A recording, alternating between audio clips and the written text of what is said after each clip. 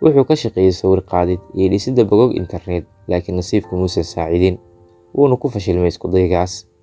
Wuxuu go'aansaday inuu u wareego dhanka heesaha, wuxuu noqday soo saare, wuxuu alifay dhowr hees. Haddana wuu ku fashilmay isku daygaas, weliba si aad u fool xun. Kadib qiso jecel oo waqti dheer soo jiitamaysay una eg qisadii Qays iyo Leyla, xaaskiisu way isaga tagtay fashilkiisa dartii. Asxaabtiisu way gooyeen, wuxuuna isaga dhex baxay bulshadiiyo idil, waxaana kala tegay dhammaan intii u dhoweyd isaga. Wuxuu gaaray xaalad uusan qofna la hadlin, sida qof dhalinyaro ah oo nool jiilkii 80-meeyadii. Wuxuu bilaabay inuu murugada isku ilowsiiyo ciyaaraha geemiska ah, waana halka ay wax walba iska bedeli doonaan, khasaarooyinkana ay isu bedeli doonaan guulo waali ah. Sheekada ninka u dhashay Ireland, Brennan Greene, alifaha ciyaarta laga daba dhacay PUBG.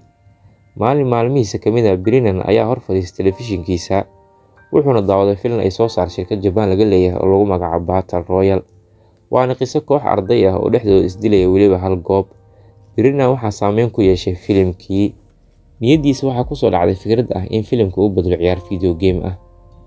Wuxuu la xiriiray shirkad geemka soo saarta oo Kuuriya caanka ah. Wuxuu soo bandhigay mashruuciisa, wuxuuna u raaciyay tilmaamo fog oo ah in ciyaaryahan walba uu haysto kaliya hal fursad, kaasoo ah inuu geeriyoodo ama uu sii noolaado. Shirkaddii mashruuciisa way la qaadatay weliba si dhammaystiran. Ciyaartii waa la dhisay, suuq ayaana la geliyay sanadii 2017, markaasoo ciyaartii ay soo hooyisay guulo taariikhi ah. Maalmihii ugu horreysay suuqgeynteeda kadib, waxaa laga dhigay mid taleefanada lagu degsan karo, waxaana dhacday in 2 milyan oo jeer la dego kaliya 60 maalmood gudahood, halkaasoo Brennan ay kaga soo xarootay hanti gaaraysa $200 milyan 4 bil gudahood. Kadib markuu geemkiisa u noqday kan dunida ugu caansan, iyadoo ay jirto inuu soo saaro geemka dunida ugu weyn, haddana Brennan ma aha mid xiiseeya video gameska, mana jecel inuu u fariisto si uu u ciyaaro geemkiisa PUBG, kaasoo ka dhigay milyaneerka maanta uu yahay kaliya sanad gudihii. Kadib markii gaartay dalabaadka ciyaarta in ka badan $2 milyan, weliba waa mid faa'iidooyinkiisa ay kor u sii socdaan xitaa daqiiqada aad fiidiyogan daawanayso. Murugada iyo fashilka uu qofku la kulmo noloshiisa inta badan ma noqdaan mid qofka noloshiisa si dhammaystiran u disha, sababtoo ah ganacsatada, hantiilayaasha, ku daro wax soo saarayaasha adduunka ugu magac dheer, dhaqaalahaas kuma aysan helin si kadis ah, ee waxay soo dhadhamiyeen fashil, murugo iyo khasaarooyin, mayna isdhiibin.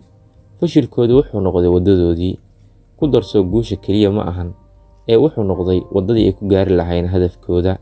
Haddii Brennan uu ku guuleysan lahaa isku daygiisa dhanka heesaha, maanta dunida maysan ogaateen geemka ugu caansan uguna xiisaha badan casrigan, waana geemka PUBG.